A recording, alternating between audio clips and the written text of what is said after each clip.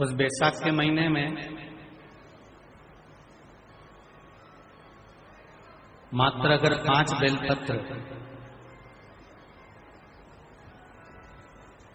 और मट्टी के पात्र में रखा हुआ जल, मट्टी के पात्र से मतलब है कलश, जो माटी का जो कलश होता है आपके घर में जो रखा हुआ है, ये जरूरी नहीं है कि वो नया ही खरीदना पड़ेगा।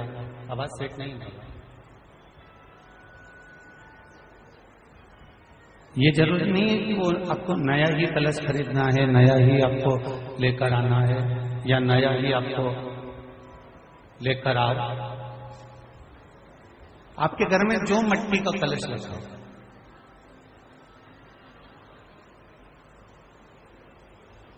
जो माटी का कलश आपके घर में रखा हुआ, 5 बेलपत्र, मट्टी के कलश में जो जल भरा हुआ हो वो जल तांबे के पात्र में डालकर शिवजी पे 5 बेलपत्र अशोक सुंदरी वाली जगह पर जो आप लेकर आए हो, 5 बेलपत्र वो अशोक सुंदरी वाली जगह पर समर्पित कर मट्टी के पात्र का जो जल है वो जल बैसाख के महीने में किसी भी दिन, चाहे आप सोमवार को कर लो, प्रदोष को कर लो, चाहे आप शिवरात्रि पे कर लो बैसाख महीने की, तो आप अगर उस मट्टी के कलश का जल या पात्र का जल शंकर भगवान को 5 बेलपत्री अशोक सुंदरी वाली जगह पर समर्पित कर जल अगर चढ़ा देते हैं तो महाराज ये उदर से जो जुड़ी हुई परेशानियां जो मनुष्य को झेलना पड़ती है, चाहे भोजन नहीं पच रहा हो, चाहे उदर में पत्थरी हो रही हो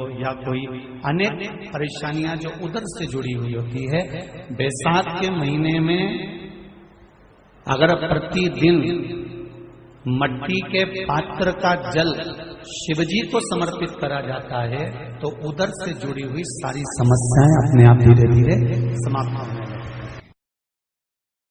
शंकर भगवान के लिए जब पकवान बनाने के लिए बैठी, कुछ नहीं मिला, तब माता पार्वती ने 3 अनाज को लिया, एक चना, दूसरा गेहूं और तीसरा जो इन तीनों को भींग रहे थे उसको लेकर आए गंगा जी में से, उसको सेक कर माता ने अंगीठी पर और उसका जो सत्तू बनाकर शिव को दिया। शंकर भगवान ने कह दिया, सुन पार्वती, ये सत्तू नहीं, ये मेरी औषधि है। बैसाख के महीने में जो खाएगा वो जिंदगी भर रोएगा नहीं, शरीर से स्वस्थ। सत्तू बनाने की विधि आपको YouTube पर मिल जाएगी, आप वहां से देखकर सत्तू बना सकते हैं, उसका दान कर सकते हैं, अपने घर में आए हुए मेहमानों को सत्तू खिला सकते हैं। अब जो अगला हम जानेंगे वह है किस चीज के दान से हमें नरक नहीं भोगना पड़ता, हमें समस्त पापों से छुटकारा मिल जाता है और हमें स्वर्ग लोक की प्राप्ति होती है। तो चलिए जानते हैं यह भी गुरुजी से। फिर जो हम अगला उपाय जानने वाले हैं, मनोवांछित फल के लिए जानने वाले हैं।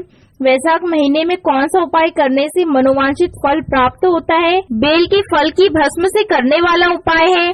तो चलिए जानते हैं पहले किस चीज का दान हमें वैशाख के महीने में अवश्य करना चाहिए। तो चलिए सुनते हैं गुरुजी को। मरने के 47वें दिन, 47 डेज, 47वें दिन किस चीज का दान तुम्हारे सामने आता है? मरने के 47वें दिन, 10 दिन तक तो जीवात्मा घर की अटारी रहती, मरने के बाद 12वें दिन चली जाती है। उसके बाद में जब 47वां दिन आता है तो 47वें दिन जीवात्मा को क्या दान करा जाता है, व्यक्ति ने क्या पुण्य करा होता है कि उसको नरक नहीं भोगना पड़ता, बेतरनी नहीं भोगना पड़ती, वो सीधे बेतरनी से पार उतर जाता है। वो किस चीज का दान है? तो कहा पुराण में जो बैसाख महीने में करा जाता है। सत्तू का दान 3 चीजों से मिलकर बनता है, ये 3 चीज से मिलकर बनता है। इसमें जो बारीक कण होते हैं, जितने 3 चीज के मिले हुए बारीक कण होते हैं, ये जब दान किया जाता है सत्तू का, अब ये बेतरनी करने के लिए 46वें दिन जीवात्मा ने अगर सत्तू का दान करा होता है या सत्तू का सेवन बैसाख के महीने में करा होता है तो उसको बेतरनी नहीं भोगना पड़ती। सत्तू 12 महीने खाओ मत खाओ। कौन सा महीना? बैसाख के महीने में सत्तू।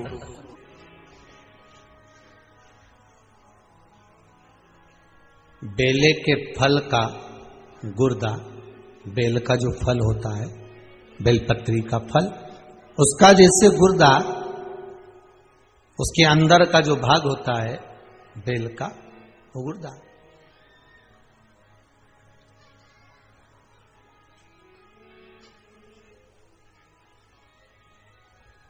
उसको अग्नि में जलाकर उसकी भस्म तैयार कर कर छान कर जब जब आपके यहां विद्वान ब्राह्मण शिव जी का अभिषेक कराते हैं, पूजन कराते हैं, तो उसमें लिखते हैं पूजन के साहित्य में बेलपत्री, धतूरा, दुर्वा, ये उसमें नीचे लिखेंगे भस्म। लिखते कि नहीं लिखते? लिखते हैं ना, भस्म अभिषेक में चाहिए रहती है। तब उस भस्म का थोड़ा सा भी भाग आप अगर शिव को समर्पित कर रहे हो तो ये जान लें कि शंकर मनवांछित फल प्रदान कर रहे हैं। शिव फल प्रदान कर